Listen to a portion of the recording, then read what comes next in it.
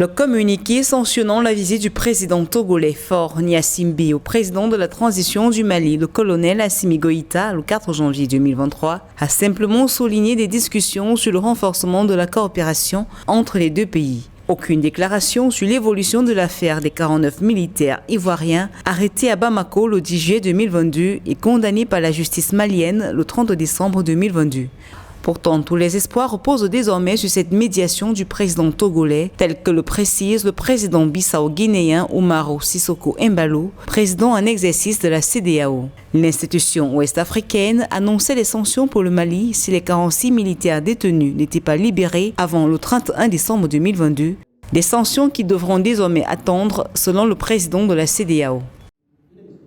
Il n'y aura pas de sanctions immédiates contre le Mali. Nous avons accordé un temps afin de permettre à la médiation togolaise de faire son travail.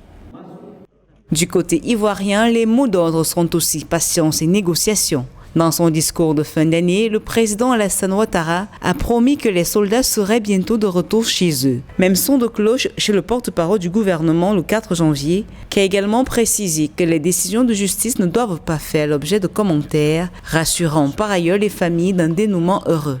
La Côte d'Ivoire a choisi une voie, celle de la négociation, celle de la voie diplomatique. Nous restons résolument engagés dans cette voie-là. Le chef de l'État s'est montré optimiste.